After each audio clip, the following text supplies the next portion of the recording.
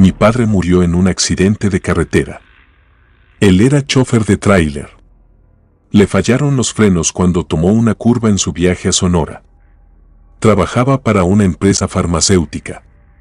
En aquella época, yo tenía 18 años. Aunque ya era mayor de edad, no tenía la conciencia suficiente para entender lo que pasaba a mi alrededor. Primero creí que todo era producto del sufrimiento por la ausencia tan repentina de nuestro papá. Tanto mis hermanos como mi mamá, principalmente ella, buscábamos una manera de aliviar nuestro duelo. Mi padre fue un buen esposo y un buen padre. No fue una persona perfecta, pero siempre trató de darnos lo mejor. Cada miembro de la familia se fue por rumbos distintos. Yo me concentré en mi trabajo de medio turno y en la escuela. Mis hermanos hicieron lo mismo, por lo que no le puse la atención suficiente a mi mamá, ni a los hechos extraños que comenzaron a pasar en la casa. Mi madre nunca fue una persona creyente de la santería o la brujería. Iba a misa cada domingo y siguió haciéndolo. Pero de lo que no me enteré fue que buscó maneras de contactar a mi padre. Nunca entendí los motivos. O más bien dicho, sí sabía cuál era la causa por la que hizo eso, pero no creí que su duelo se fuera por ese rumbo. No sé de qué manera, o quién fue la persona que le dijo que ese tipo de personas la iban a ayudar. Mi madre acudió con una mujer que era espiritista y que, según ella, tenía la cualidad de comunicarse con gente que ya había fallecido. Según esa mujer, cuando una persona moría de forma repentina, como fue el caso de mi padre, su espíritu o su alma tardaba un tiempo en trascender al más allá. No se sabía cuánto tiempo podía pasar para que un alma lograra esa transición. Podía ser un día, una semana, un mes o más tiempo. Así que, según ella, la esencia de mi padre aún estaba presente en este mundo y obviamente él iba a buscar lo conocido, principalmente a sus seres queridos. Esa visión que tenía la mujer espiritista le dio a mi madre esperanzas y un motivo para encontrarle sentido a su vida. Iba cada semana a una sesión con ella, aunque de eso me enteré mucho tiempo después. Ella le facilitaba el camino para comunicarse con mi padre y, por lo que me dijo, lo consiguió, o al menos eso fue lo que le hizo creer. De lo que sí me di cuenta fue que, después de que pasó un mes de la pérdida de mi padre, mi mamá se quitó el luto. Dejó de usar sus vestidos negros, empezó a ponerse su ropa normal, la que cotidianamente usaba, se recogía el cabello como le gustaba a mi padre y se pintaba los labios de color rojo intenso. Como cuando los dos salían a alguna reunión o evento.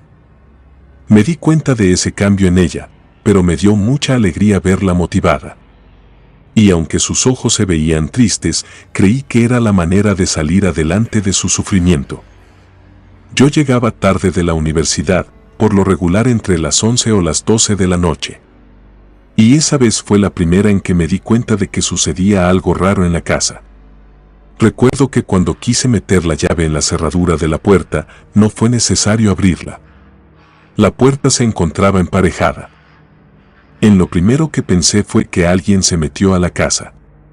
Y como muchos vecinos se enteraron de la muerte de mi padre, creí que quisieron meterse a robar. Ni siquiera encendí las luces. Agarré lo que creí que me pudiera servir para golpear al intruso. Busqué en la sala, en la cocina, en cada una de las habitaciones, en toda la casa. Y todo estaba en orden. Fue bastante extraño, aunque también tranquilizador, darme cuenta de que no había nadie dentro. Me asomé al cuarto de mi madre y ella estaba profundamente dormida, como no lo había hecho desde que mi papá murió. Estuve observando el rostro de tranquilidad que ella tenía y me dio alegría verla bien, aunque noté que había alguien acostado a un lado de su cama. Me sorprendió mucho darme cuenta de eso. Entré con mucha precaución para ver de quién se trataba. Creí que era uno de mis hermanos, pero a ellos los acababa de ver dormidos en sus camas. Así que entré con cautela y toqué a la persona que se encontraba a su lado. Me di cuenta de que era ropa rellena con almohadas. Encendí la lámpara de mi celular e iluminé el espacio. Eran prendas que le pertenecieron a mi papá. No sé cómo fabricó una cabeza, le puso estambre o no sé qué cosa para simular que era su cabello. Mi madre reaccionó ante la luz. Me preguntó qué sucedía.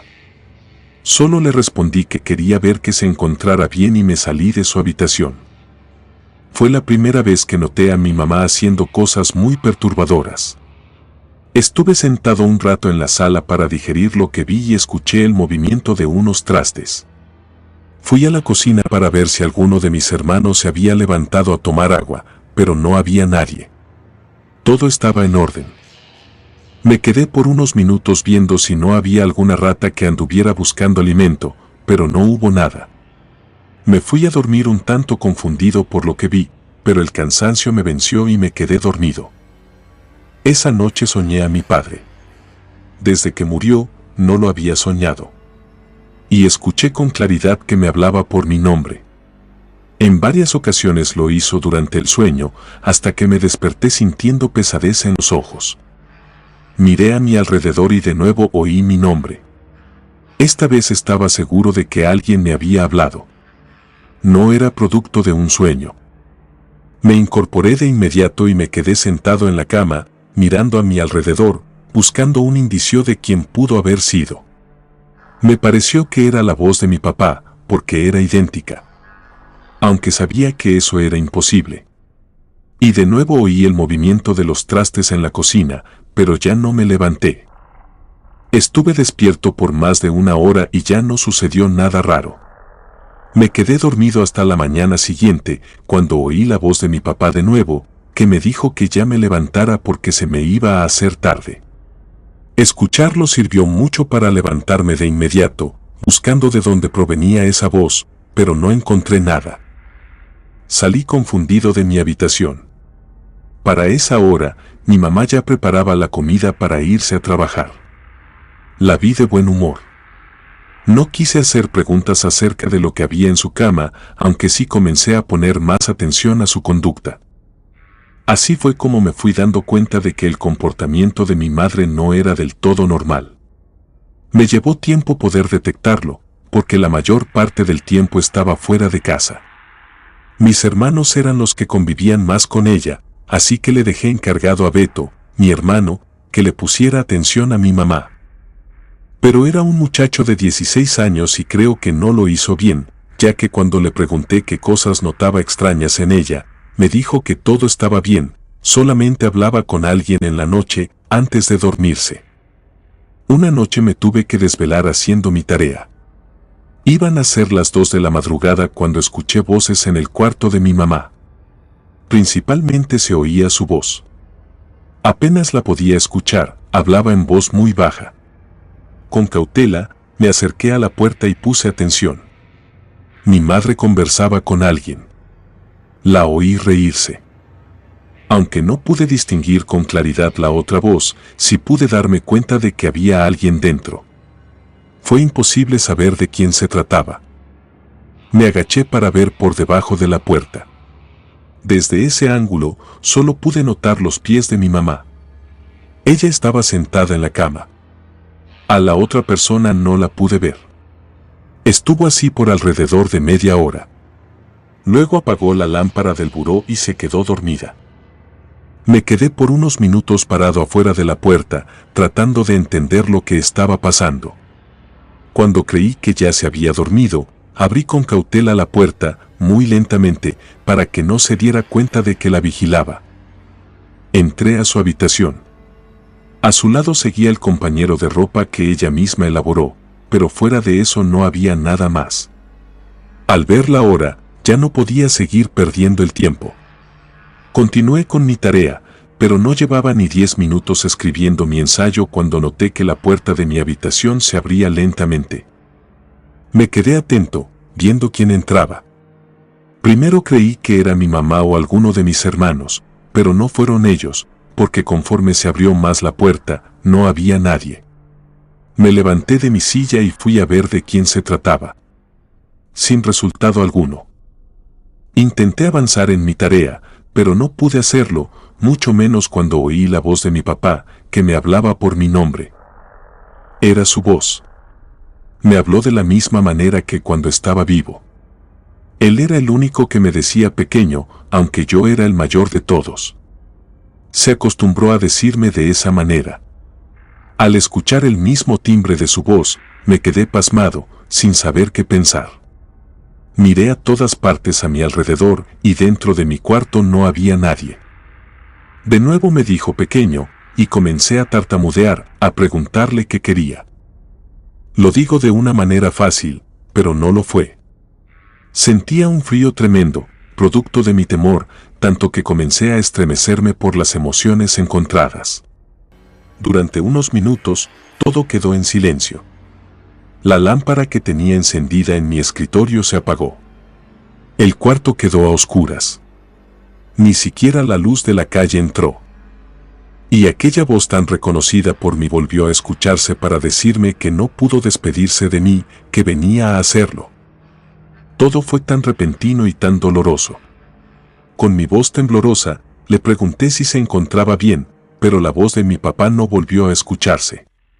Todo quedó en un silencio absoluto.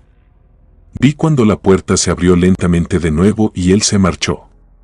Quise decirle que no lo hiciera, pero no pude pronunciar ni una sola palabra. Sentía un nudo en la garganta que no me lo permitió.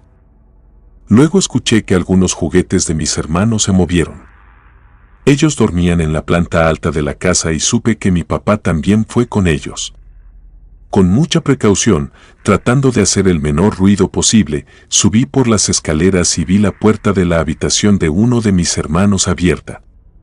Mi padre también entró a ver a otro de sus hijos. Pero sucedió algo muy perturbador. Pude distinguir, con mucha dificultad, una sombra que se movía dentro del cuarto de mi hermano. Él dejó la cortina de su ventana abierta y por ella entraba un poco de luz de la calle. Por eso pude distinguir esa sombra negra. Vi cómo se movía alrededor de la cama de mi hermano. Cuando salió de la habitación, me hice a un lado de la puerta, muy pegado a la pared para que no me viera. Algo dentro de mí se negaba a creer que fuera el espíritu de mi padre, sobre todo porque sentí, cuando pasó a un lado de mí, una sensación de frío y de miedo extremo. Luego todo quedó en calma. No me sentía seguro, por eso me quedé un buen rato velando el sueño de mis hermanos. Pero luego recordé a mi mamá. Bajé a su cuarto, pero ella dormía profundamente. Fue difícil conciliar el sueño después de lo que vi. Si por la forma en que murió mi padre su espíritu no podía descansar, era necesario hacer algo para que ya no se apareciera en nuestra casa. Aunque algo me decía que no era él. Cada día que pasaba notaba a mi mamá aceptando la pérdida de mi padre. No era a través de la manera más normal, pero ya no se le veía tan triste y deprimida. Así que no hice mucho caso de eso, hasta que comencé a ver que mi mamá amanecía con moretones y marcas en sus brazos. Mientras ella se preparaba para irse a trabajar, vi que cubrió sus brazos con un suéter. Le pedí que me los mostrara. Al principio se negó, pero vi sus brazos morados de tantos golpes. Le levanté un poco su pantalón y sus piernas estaban igual. Le pregunté qué le sucedía, por qué estaba tan golpeada. Mi madre desvió su mirada, nerviosa, y comenzó a tartamudear. Me dijo que no lo sabía, que así amanecía por las mañanas, pero que conforme pasaba el día se le iban quitando. Me asusté mucho cuando le vi una cortada en el estómago. Mi madre, casi llorando, me dijo que le apareció así por la mañana. No sabía lo que estaba sucediendo. Vi a mi madre tan desorientada y asustada que ya no la cuestioné más. Esa mañana mi madre no fue a trabajar. Al sentirse descubierta, se veía alterada y nerviosa. Decía frases incompletas y, en ratos, incoherentes. Le pedí que se fuera a descansar. Ella me dijo que sí, pero prefería hacerlo en otra habitación porque en la de ella no podía descansar. Decidí no ir al trabajo porque no era sostenible estar así, y menos cuando vi a mi madre tan golpeada. Le hablé por teléfono a su hermana y le conté todo lo que pasaba en la casa. Mi tía se quedó por unos segundos en silencio. A ella también le preocupó saber en el estado en el que se encontraba mi mamá. Me dijo que haría lo necesario para que el alma de mi padre pudiese descansar. Yo le hablé a ella porque no tenía la menor idea de lo que se podía hacer en esos casos. Mis hermanos se levantaron para irse a la escuela y me asusté mucho cuando el más chico me dijo que mi padre fue a visitarlo mientras dormía y le dijo que siempre estaría a nuestro lado. No le dije nada, solo me limité a sentir, y se fueron a la escuela. Preferí que no estuvieran en casa cuando mi tía llegara. Y cumplió su palabra, en cuanto llegó, fue a ver a mi madre. Para ese momento, ella dormía. Aún así, mi tía entró a revisar todo. Cuando vio el muñeco que mi madre hizo con la ropa de mi papá, dijo que eso no era normal, y mucho menos al verla tan lastimada. Noté que se puso nerviosa, muy asustada, y habló por teléfono para apresurar a la persona que iría a la casa. 2 horas más tarde llegó un hombre joven, vestido de manera normal, pero por la formalidad con que lo saludó mi tía, entendí que era un sacerdote. Él se puso su sotana encima de su ropa y comenzó a orar. Al mismo tiempo, lanzó agua bendita por toda la casa. Se acercó conmigo para que le acercara un Cristo. Cuando se lo llevé, también lo bendijo y le hizo la señal de la cruz. Me comentó que el Cristo debía mantenerse en un lugar visible, no dentro de una habitación, de preferencia, en la sala de la casa, para que tuviera más alcance. Mientras el sacerdote hizo todo su ritual, no sucedió nada extraordinario. Creí que se iban a caer objetos al piso o que iba a escucharse algún sonido extraño, pero todo estuvo en completa calma. El sacerdote se dirigió a mi tía para decirle que el alma de mi padre ya iba a descansar y que todo estaría en orden. Quien no estuvo ni tranquila, ni mucho menos conforme con lo que se hizo dentro de la casa, fue mi mamá. Veía al sacerdote con coraje y molestia. Cuando él entró a su habitación, ella fue detrás de él. Iba a insultarlo, pero mi tía notó sus intenciones y la sacó de la habitación. Se la llevó fuera de la casa. Vi desde la ventana a mi madre, molesta con su hermana. Manoteaba, intentando entrar a la casa. El sacerdote se dio cuenta de la molestia de mi mamá. Aún así, continuó con su labor. Antes de marcharse, habló con mi tía. Para ese entonces, mi madre entró rápidamente para ver en qué estado se encontraba el muñeco falso que hizo. Al verlo intacto, se calmó mucho. Mi tía me dijo que no podía quedarse por más tiempo, pero me dejaba a cargo. Ante cualquier evento extraño, no dudara en hablar por teléfono. Cuando nos quedamos a solas mi madre y yo, sentía una sensación extraña. En ese momento no entendí lo que pasaba, pero era como si el aire se hubiese vuelto más denso. Sentía dificultad al respirar. Salí por un momento a la cochera a respirar el aire de la calle y noté la diferencia. El aire dentro de casa estaba enrarecido. Al voltear hacia la parte de arriba de la casa, vi una sombra oscura que se asomaba en la ventana. Me dio mucho temor verla. Hubiera querido irme y no entrar a la casa, pero dentro se encontraba mi madre. Entré para decirle que era necesario salir de ahí, pero ella me dijo que era el espíritu de mi padre, que vino a estar para siempre con nosotros. Subí corriendo hacia las habitaciones de mis hermanos, pero no encontré nada anormal. Todo estaba en orden. Creí que había sido una confusión mía y traté de controlarme. Estuve observando a mi mamá el resto del día y parecía de lo más normal. Hizo de comer y estuvo viendo una película con mis hermanos. Me fui calmando poco a poco y sentí que todo fue producto de mi nerviosismo y paranoia. Realmente di por sentado que el sacerdote logró liberar el alma de mi padre y que ahora ya se encontraba descansando. Aunque ya ni siquiera iba a la iglesia, me daba confianza ver el Cristo en la sala. Sentía que era una gran manera de protegernos, y me confié. Ese fue nuestro peor error, porque también mi madre habló conmigo y deshizo el muñeco que hizo con la ropa de mi padre. Me dijo que ahora todo estaba en orden, que se desharía de las pertenencias de mi papá. Fue el instante en el que creí que ella aceptó la muerte de mi papá, porque se puso a llorar desconsoladamente. Fue triste, pero a la vez restaurador. Mis 2 hermanos y yo la abrazamos y le brindamos nuestro cariño y apoyo. En la tarde nos quedamos a ver una película divertida en la sala, preparamos la cena y nos fuimos a dormir.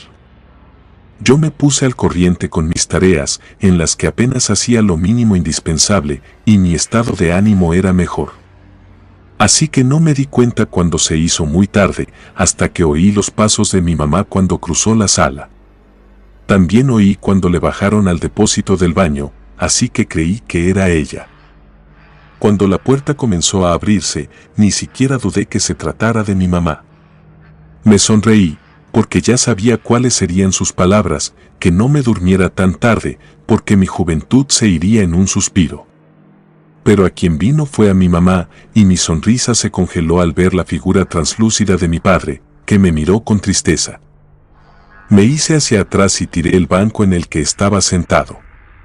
Él se detuvo y me dijo que no le tuviera miedo, que era mi padre y nunca me haría daño, que solo venía a despedirse de mí y decirme que sufrió mucho antes de morir. Que el volante del tráiler se le incrustó en su pecho, que tuvo un dolor muy fuerte y le costaba mucho trabajo respirar. Además, sus piernas quedaron deshechas porque la lámina las destruyó. Mi padre, o el que creía que era mi papá, siguió diciéndome la forma en que murió y lo solo que se sintió. Cada detalle que me dio coincidía con lo que nos dijeron en el reporte final, después del levantamiento y traslado de su cuerpo. Él siguió acercándose a mí, mientras yo tiraba todo lo que había a mi alrededor por el miedo que sentía. Mi madre escuchó los ruidos y, al entrar a mi habitación, se quedó pasmada al ver a mi papá. Él, de inmediato, se volteó hacia ella y le dijo cuánto la extrañaba y que quería quedarse para siempre con ella y con nosotros. Mientras mi mamá lo veía llorando, sus manos temblaban. No supe si fue por la emoción de verlo y que realmente creía que era él o porque tenía miedo. No puedo negar que yo también dudé y creí realmente que era mi papá. Y que todo lo que hizo el sacerdote sirvió para que encontrara su camino de retorno y que se despedía de nosotros. Aunque noté algo muy extraño, mi habitación se llenó de un olor fétido, como a rancio, y noté la forma tan dramática como bajó la temperatura. Tenía sentimientos contradictorios. Creía que sí se trataba de mi papá, pero también pensaba que no. Recordé el Cristo bendito que había en la sala y, como pude, salí de mi habitación aprovechando que mi padre se encontraba distraído, conversando con mi mamá. Salí por el Cristo y me encontré con algo aterrador. Ahí seguía colgado en la pared, pero estaba colgado de manera invertida. No supe quién lo pudo haber hecho, y menos cómo acomodarlo de esa manera. Aún así, fui por él. Pero cuando lo quise sostener, el Cristo estaba ardiendo, tan caliente que no lo pude agarrar con mi mano. Me quité la camiseta y lo tomé. Lo llevé al cuarto y, al tiempo de mostrárselo al que creía que era mi papá, este se molestó mucho y comenzó a hablar con una voz ronca y desconocida. Dijo palabras que no entendí y se fue transformando en un ser horrible que no tenía nada que ver con mi padre. Quedó todo negro y oscuro, y sus ojos eran rojos. Fueron unos minutos en los que me quedé parado, sin saber qué hacer o cómo reaccionar. Fue mi mamá quien me jaló del brazo. Aventé el Cristo hacia esa entidad, que no tenía nada que ver con mi papá, y salimos huyendo. Fue entonces cuando reaccioné. Cerré la puerta y subí por mis hermanos. En pocos minutos ya estábamos fuera de la casa, sin saber qué hacer. Nuestra casa comenzó a incendiarse. Desde la ventana se veía el color naranja del fuego. No tenía forma de comunicarme con mi tía, mi teléfono se quedó dentro, por el alboroto que se formó. Un vecino salió. A él le pedí que me permitiera hablar con mi tía, y ella llegó en poco tiempo. Fueron unos momentos horribles, en los que algún vecino le llamó a los bomberos, porque dentro de la casa todo se notaba incendiado. Incluso olía a quemado. Pero cuando ellos llegaron, no había fuego por ninguna parte. Ellos también se confundieron mucho, ni siquiera se molestaron con nosotros. Mi tía nos llevó a todos a su casa y nos quedamos por un tiempo con ella, mientras encontrábamos una solución a lo que pasaba en la casa. Los vecinos nos dijeron que, aunque nosotros no estábamos en la vivienda, todas las noches se oían ruidos, como si hubiera personas dentro. Fue necesario hacer una serie de cosas para que las manifestaciones terminaran. Por nuestra parte, no quisimos regresar a la casa, porque teníamos miedo. Después de un tiempo, se mandó remodelar y se puso la vivienda en renta. Mi madre fue mejorando progresivamente, aunque el dolor por la pérdida de mi padre nunca se fue por completo. Cuando mi madre estuvo mejor, nos dijo que, en su desesperación, buscó varias formas de contactar con mi padre y que pudo hacerlo. Habló con él. Pero mi tía le dijo que el espíritu que vio no fue el de mi papá, sino el de un demonio, el cual buscaba cualquier debilidad humana para hacerse presente.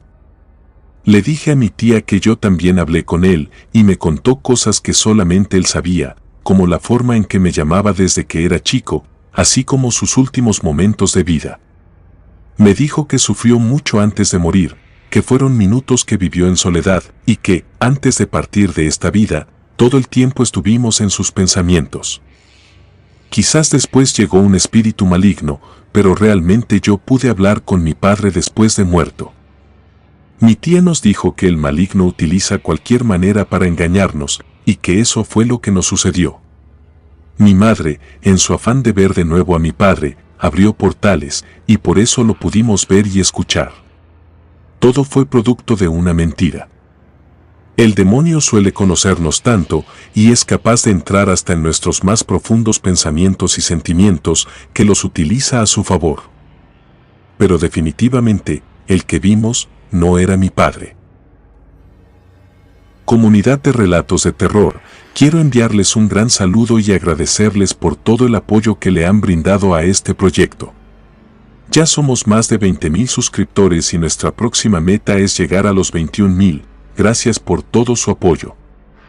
Si te gustó este relato, suscríbete activando la campanita de notificaciones, de esta manera estarías apoyando nuestro proyecto. Gracias por escucharnos. Relato escrito y adaptado por Adriana Cuevas.